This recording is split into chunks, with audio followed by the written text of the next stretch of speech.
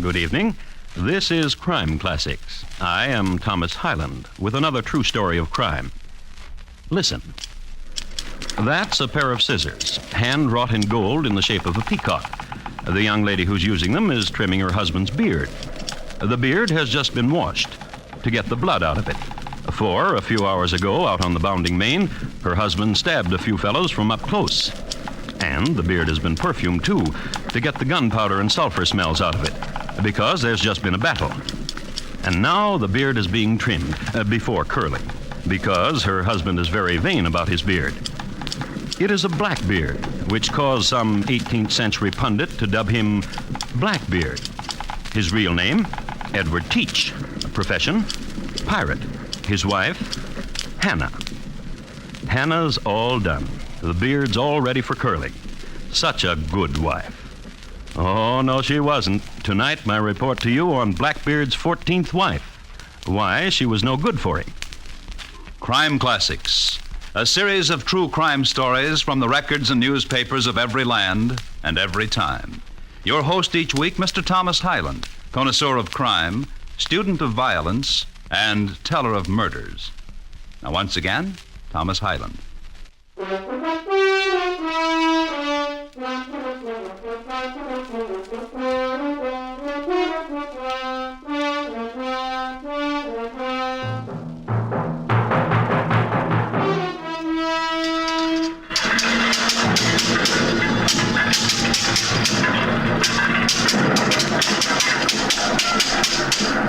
The year of 1714. The place is the Caribbees. Two vessels locked in combat. One flying the Skull and Bones. The other, the three penitent gonfalon of the Duc de la San Alban. The very Duc de la San Alban who boasted to history that his 40-gun vessel La Planque would never be boarded by pirates. Well, it was, wasn't it? And the Duke, he was defending himself against a pirate, Edward Teach by name, and here's what was happening. Teach had just disengaged into the cart line. The Duke parries cart. There goes Teach into the Valestra, calculated to throw the Duke off balance, but the Duke parries, goes into a doublé, a Molinet now, lunge, parry, and Teach feints in the advance 1-2, lunges, and the Duke goes down without a sound, which, as you will recall, is the way the Duke swore he would die. So Edward Teach and his pirates won the prize La Planque, renamed it Queen Anne's Revenge, and sailed disguised as merchantman into Jamaica. Here, in a small waterfront cafe, he made friends. Now, let's drink a toast, eh, Captain? Aye, I'll make you one. I drink to Captain Edward Teach. To yourself, Captain. To Captain Edward Teach, whose name's going to be known about. What a one you are. Isn't he a one, mate, huh? Oh, he's a one. You shot my captain. You rather wish it was you? You shot me, Captain Teach. I would not be able to drink to Captain Teach. Drink you. Don't shoot me, Captain. I drink high to Captain Teach. I drink high to Captain Teach, whose name going to be known about. Drain it. Captain. Drain it, or I'll let what you drunk out again. To Captain Edward Teach.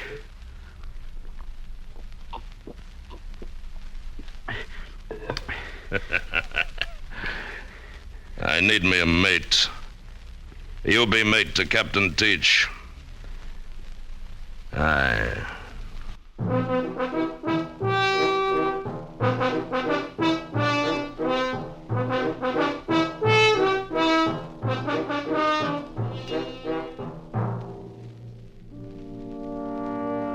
That's how Edward Teach got a first mate. His name was Kerf, and you might like to know that later in his career, Kerf struck out on his own vessel, crew, and Jolly Roger. But Kerf, in his very first encounter with a Britisher, got pinned to the mast by a cutlass. So we know that his period of association with Teach was happier than when he worked for himself. Teach and Kerf sailed from Jamaica, where they'd met, to Nassau. On the way,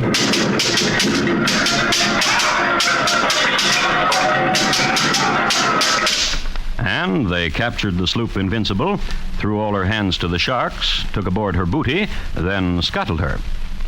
And in Nassau, on the silver sands of Nassau, when the silver moon was younger than it is now. Oh, it's so silky. When curls and beautiful. Some call me Blackbeard. Blackbeard. Well, The name is apt. Hannah. Oh, so silky. How many years have you, Hannah? Enough to let the wisdom in Of what? of men. Yes, even men with black beards. But none such as mine. Huh? None, sir. It is true. How many years have you, Hannah? Actual years. 6 and 10. Yeah. Well, your wife to me. Such as you, and you have no wife. Here I have no wife in the Bahamas. But elsewhere, Mary, Genevieve, Margot, Prudence, Molly, Sharon. how many? 13. 13, Hannah. A number which is not lucky. And this is the reason you wish to wife me? The touch you have with my beard. I'd lonely for it. I'll marry with you, but But what? this pirating of yours, What of it? you play at it. I'll play. You'll be one of many pirates, small men with small wants and small names. Do you not wish a large name? Some call me Blackbeard. Then make the most of it. What do you know of pirate? Look to me. And Now fan out your beard. So. And in braids over your ears. So. And punk to light among its silk. And under your hat lighted matches. Oh, what a fearsome thing. What terror could you conjure, Blackbeard of Hades? Well, what think you? I would kiss you. Then do it. Oh, and now I wish, a wish to make. Woman, a wedding wish, that's what. Yes. Then name it. Shall I? The highest star that sends a glimmer on, yours. The moon that orbs a silver on darkened sea, yours. And the sun that... Oh, pooh. What? Pooh, I said. I wish none of these. Then what? This island. This Nassau. What, laughter? That you have but 16 years in such a dream. This island. I want it. And you shall have it. Now. Later.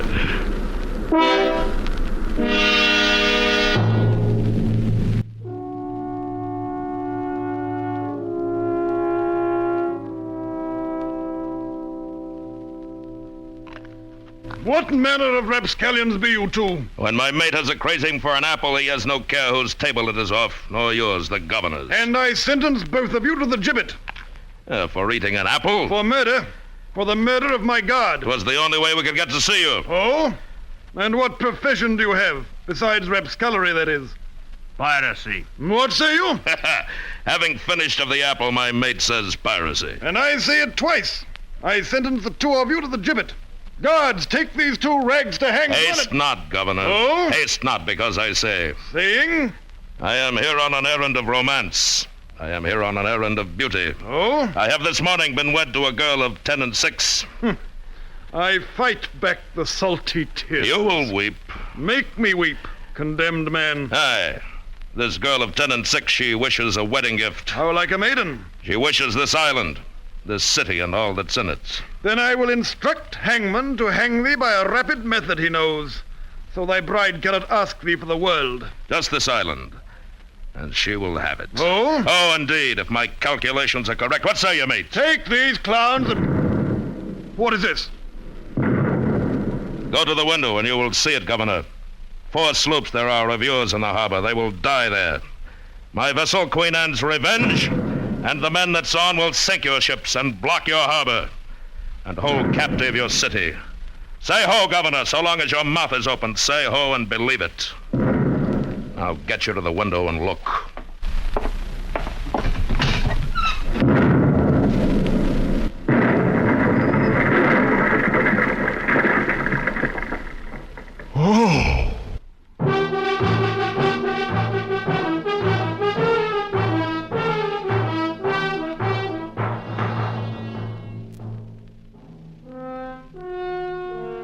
The governor then gave apples to everybody. Everybody except Edward Teach. Him he gave the Bahama Islands. It was a good thing, too, else Nassau would have been put to the torch. All the pirates enjoyed this state of affairs very much. No wonder. Let us look in on a typical week in the life of Blackbeard's pirates. Monday, leave Nassau and pick up the trade winds, straddle the Gulf Stream someplace and wait for a prey. Then...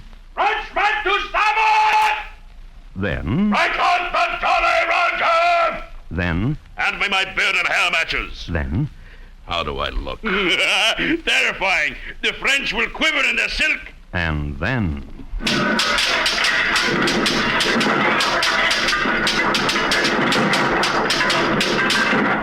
And Blackbeard never lost a fight. True, some of his men would get killed and have to be given to the sea, but the survivors never had it so good. Like as not, they were back in Nassau by Friday night, and there were welcome arms to greet them, with Caribbean poultices to soothe their wounds. And on Saturday night, what they liked to do best was pay homage to their leader. I give you Captain Edward Teach. I give you Blackbeard, whose name is known about. Oh, they love you so much, Edward. And this place. Oh, it's a pity. What is? Walk with me, Edward, outside a while. Yes.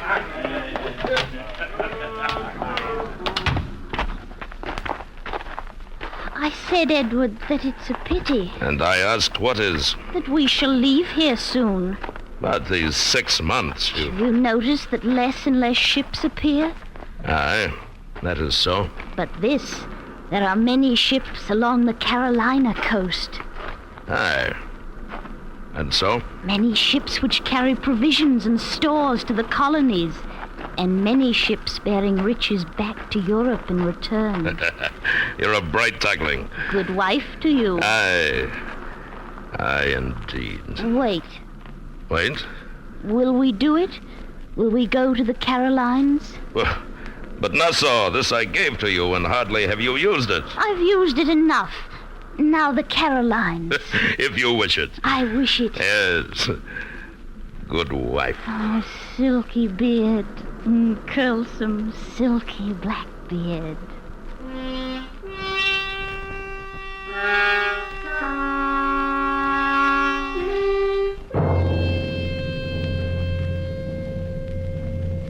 They sailed a week later, and the night before they disembarked on the shores of North Carolina, Blackbeard and his pirate crew gave Mrs. Blackbeard a party on her birthday. She was 10 and 7.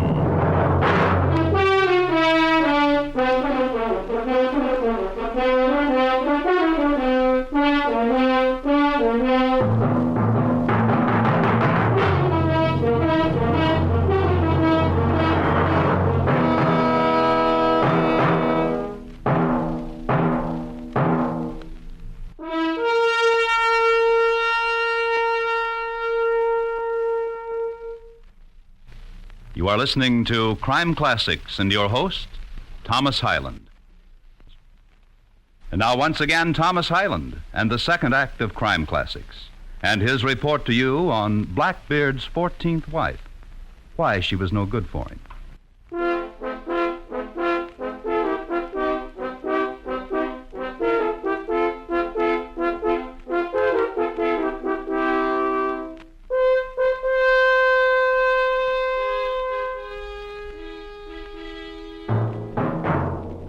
I would like to say a few words about governors. New World governors, vintage early 1700s.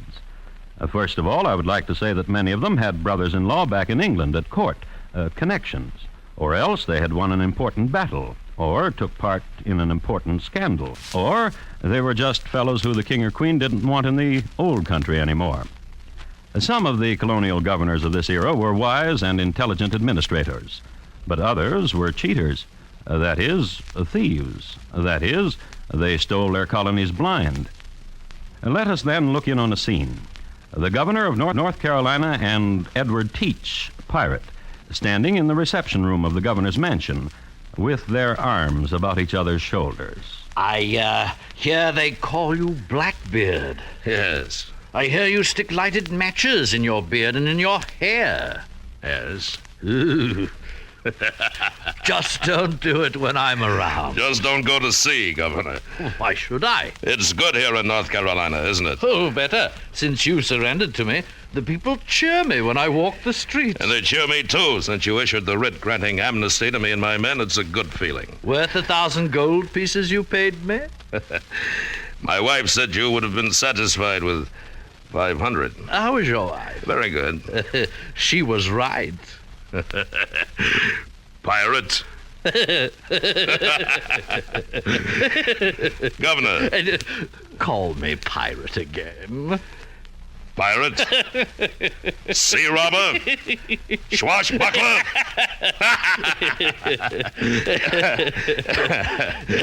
Listen. Yes? Let's conspire. Again? Again. Good. The men are restless. They're grumbling. Oh? They want to go to sea again. And they want a good fat galleon to plunder. Yes. The vessel Angel's Head is due to arrive about a week from now from Portsmouth. Yeah? Carrying what? Sugar, gold, silks, and 2 ladies from the court. A week from now? Yes. And Captain Teach, Aye? the 2 ladies from the court. One of them is Lady Barbara Falmouth. You must know why she's leaving England. As I heard. But it's true, every word of it. And, Captain, Aye. of the rest of the booty, 50%. oh, like always, Like always. I'll walk with you to the door.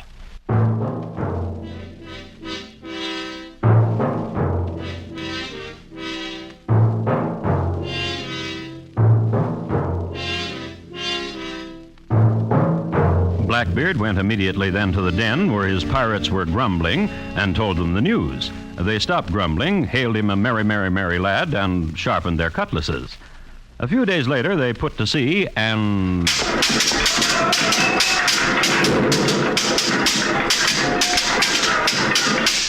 the results of which, sugar, gold, silk confiscated, 2 ladies of the court never heard of again, and the ship Angel's Head put to the torch. This was just about the way things went. A chat with the governor. The ship Las Flores from Lisbon, due in a fortnight, Captain. Tell the boys. Put to sea and...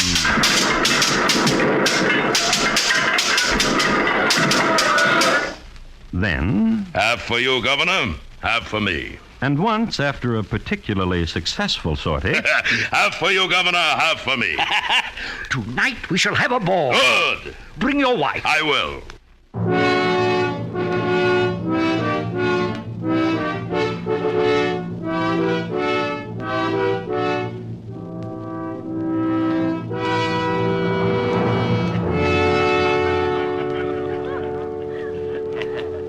And this Lieutenant Maynard is Hannah Teach. Delighted. Lieutenant of what? You'll excuse me. Lieutenant of what? Of the Navy, His Majesty's. Miss Teach, Mrs. you're joking. For nearly 2 years now. Edward Teach is my husband. Edward Teach? Blackbeard? Yes. Would you care to meet him? Well, My husband's a big man and a strong man. Are you frightened to meet him, Lieutenant? I would very much like to meet your husband. Where is he? He was standing there a moment ago speaking with the governor's lady. Then another time. Come, we will look for him. Really? Come. Very well.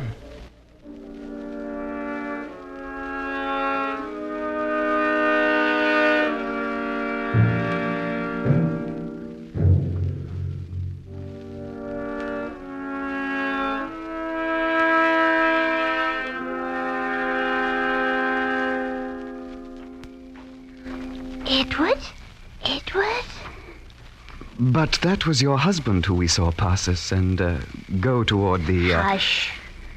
Why did you not call out to him then? Hush. Really? Bend to me. Really? Yes. Very well. Oh, how soft is your cheek. Soft and beardless. Your husband's beard is truly magnificent. It reeks either of battle tar or perfume. I cannot stand it. Really? Really. Mrs. Teach... If you say it softly, you may say Hannah. Hannah. Just so. How many years have you? 10 and 8. I have 20 and 1. Bend to me again the softness of your cheek. I want to. So young. As you are young. Hold me. I want to. Hannah? Yes. No, what I mean is, where does your husband hide his ship? What? I am curious of it. Where does he hide his ship? In the province of Friendship, the third inlet off the river. Why? I was curious of it. Do you have a curiosity? About all things. About me? Yes. Oh, yes.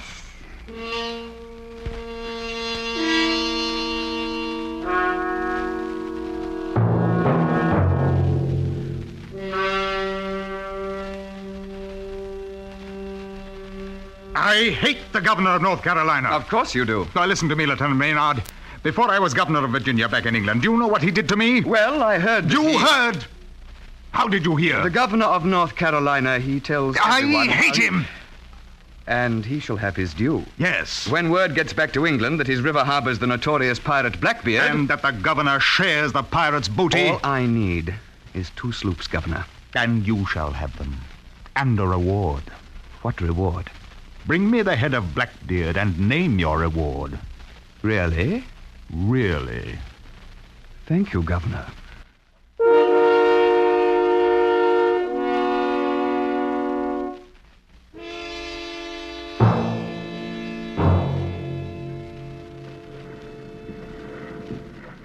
Hannah, Yes, Edward? I'm tired. You don't look well, Edward. I mean, I'm tired of this life. Of piracy, of slaughter. Come to the bow of the ship. I want to show you something. Look there. And to see what? The land. What of it? The governor has promised me all the land from my vessel at anchor as center and 10 miles in radius out from it in the form of a circle. What do you think? Oh, you are tired, Edward. And somehow older. Yes, to me, older. And your beard. What of it? Gray. Where? Here, and here, and here. What? What was that? 2 sloops! Men of war! Stop it! Flying the royal flag coming this way! Broadside!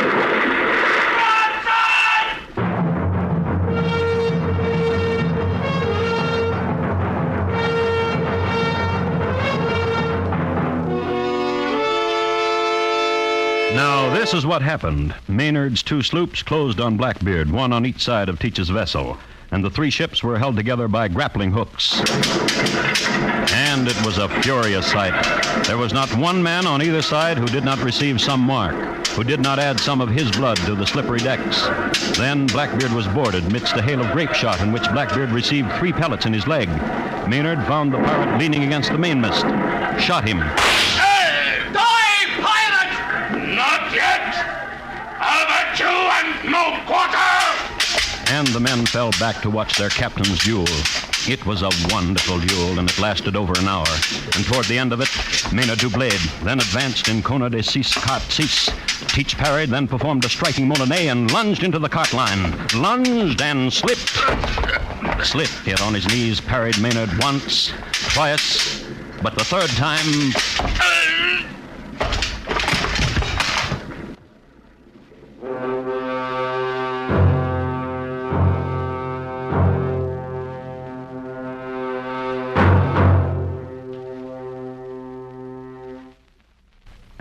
Teach was dead, and the duel was over. And so was the battle, for Blackbeard's men had no heart for it anymore. Lieutenant Maynard, having declared himself victor and new master of Blackbeard's boat, went below into the pirates' quarters.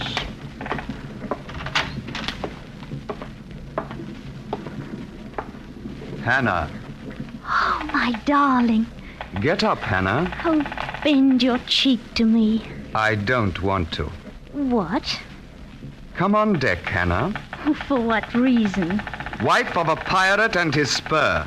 For what reason do you want me on deck? To be hanged. Really? Upon my word.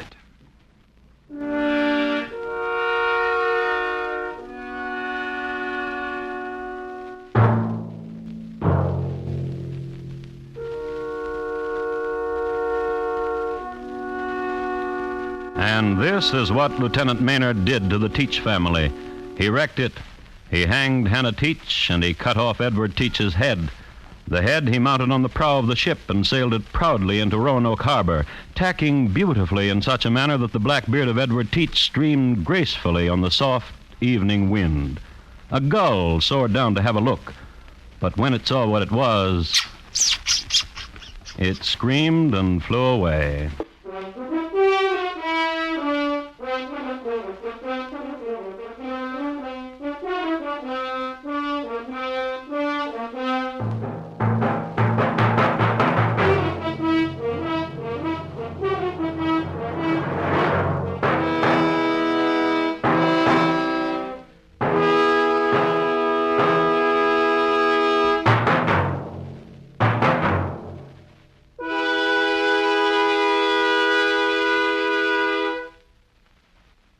In just a moment, Thomas Hyland will tell you about next week's crime classic.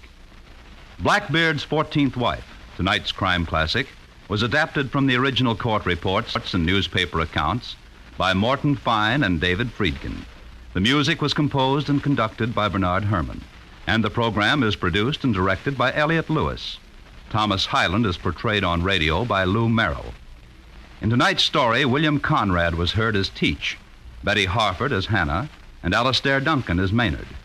Featured in the cast were Ben Wright, Joseph Kearns, Richard Peel, and Jack Crucian. Bob Lamont speaking. Here again is Thomas Hyland. Next week, Camelot, England, in the year 600, and the troubles caused by Guinevere, who was married to Arthur and loved by Lancelot. My report to you will be on The Triangle on the Round Table. Thank you. Good night. On the CBS Radio Network.